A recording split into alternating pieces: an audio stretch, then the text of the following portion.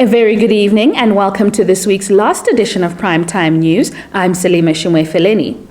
Leading the news bulletin tonight, Minister of Health and Social Services Dr. Kalumbi Shangula said the failure of some individuals to comply with health measures put in place to suppress COVID-19 have put others at risk of contracting the virus. Speaking during the 26th COVID-19 response update in the capital on Wednesday, Shangula said failure to comply with public health measures has led Namibia into a situation where the epidemiological curve has not assumed a downward trajectory to levels where it can be said that Namibia is out of the woods as far as COVID-19 infections-related illnesses and deaths are concerned. We have repeatedly called on our people to observe and comply with the public health measures in order to suppress the spread of this deadly virus. Although these calls have been heeded to a large extent, there have been too many instances where many of our people have put themselves, their loved ones, and the community at risk of infection because of failure to comply with public health measures. This has led to a situation where the epidemiological curve has not assumed a downward trajectory to the level where we can say our country is out of the woods as far as COVID-19 infections, related illnesses, and deaths are concerned. In other words, we are still far from sustainably flattening the curve. This must be of great concern for all of us. It is thus incumbent upon all of us to do our part and to ensure that together we defeat the COVID-19 pandemic and return our country to normalcy. More on COVID, Health and Social Services Minister Dr. Kalumbi Shangula said phase 1 of the COVID-19 vaccination rollouts is not a failure. Shangula said this while responding to questions at State House on Wednesday during the 26th COVID-19 public briefing by President Dr. Hage Geingob. 1,501 people have thus far been vaccinated against the virus. I can tell you that it's not a failure. I believe you might have had an opportunity to observe the process itself. It's quite elaborate. So far, we have vaccinated more than 1,000 people. And also to answer to another question, this vaccination campaign is taking place in the Windhoek, in Khomas, and in Rongo. Because as we have seen during the course of the pandemic, these two regions were considered as the epicenter of the pandemic. At various stages, they were also put under lockdown. So it was felt appropriate that under phase number 1, that we start with these two regions. And of course, as we move on, our people, our health workers, those who are administering the vaccination, will gain confidence so that during the second phase, which is going to start on the 19th of April this year, we include more and more regions until all the regions of the country in Namibia have been brought into the vaccination campaign. Deputy Prime Minister and Minister of International Relations and Cooperation, Netumbo Nandi-Ndaitwah, has cautioned road users to take proper precaution as the Easter long weekend approaches. Nandi-Ndaitwah made the call on Tuesday in the National Assembly in her capacity as patron of the second Namibian chapter of the Decade of Action for Road Safety. With Easter being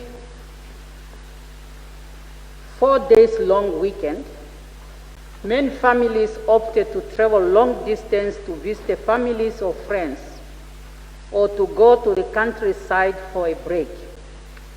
As we do so, it is important to take precautionary by ensuring that we plan our journeys properly and provide for the safety of our loved ones and those we share the road with. Easter is naturally a religious holiday. Given this understanding, we should first and foremost seek traveling mercy from the Almighty before embarking on our journeys. With the recognition that improved road safety is a collective endeavor, I call upon all road users, particularly the drivers and owners of motor vehicles, to ensure that their vehicles are safe and fit to be used on the road. The Namibia Tourism Board has embarked on a project to position the country as a travel destination for the West African region as part of its efforts to promote Namibia as a holiday destination for tourists amidst the COVID-19 pandemic.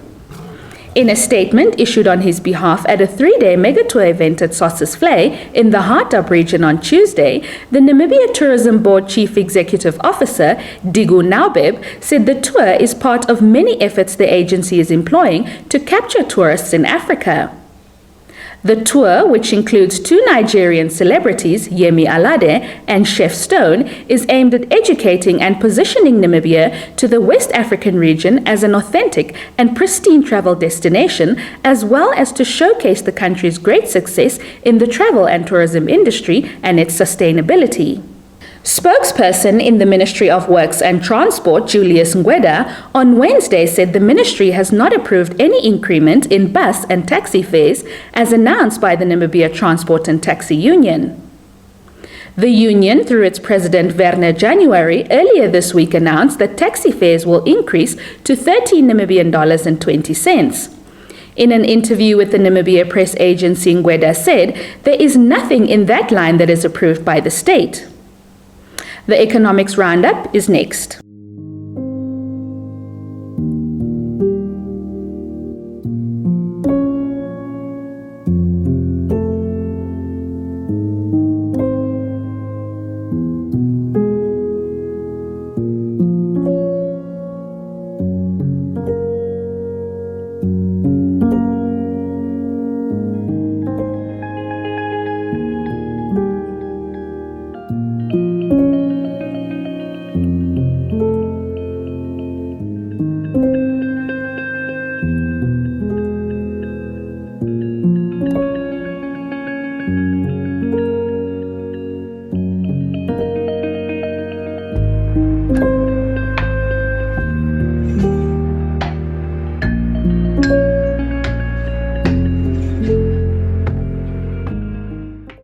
It's time for your sports update with Shalva Wells.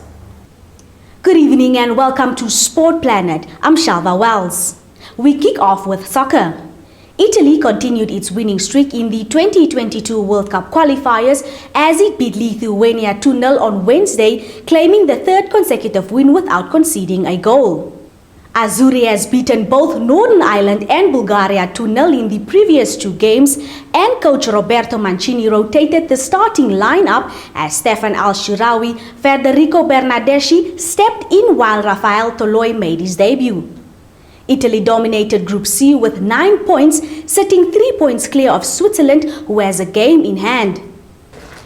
US President Joe Biden says sport teams are making a mistake if they ignore the science and allow fans back into stadiums at full capacity and without aggressive COVID-19 restrictions. Biden said the Texas Rangers are not being responsible by allowing 100% capacity at Globe Life Field on Major League Baseball's opening day on Thursday, following a decision by the National Football League earlier this week to play games beginning in early September at full capacity. Biden made his comments as part of an interview with US sports broadcaster ESPN, which aired on Wednesday night. An investigation into Tiger Woods' car crash in February has been concluded by Los Angeles County Sheriff's Department. The golf superstar required surgery on serious leg injuries following a single vehicle accident that saw his car roll several hundred feet. An officer from the Los Angeles County Sheriff's Department said in the aftermath that Woods was very fortunate to survive, although the 15-time major champion has since returned home. Sheriff Alex Villanueva offered an update on Wednesday as he revealed the Los Angeles County Sheriff's Department had finished its investigation. However, the department cannot yet release details of the incident. We will be back shortly after the sports roundup.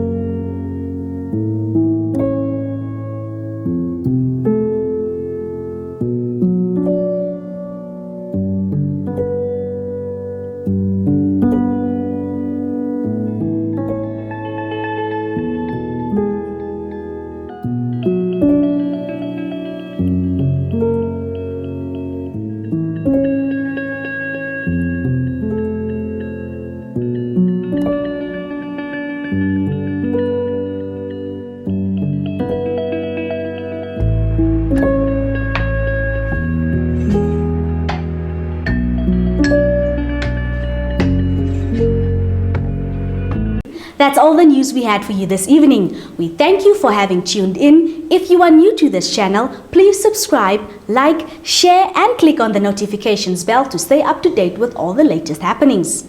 From me, Shalva Wells, and the entire Nampa team, till next time, have a blessed Easter weekend.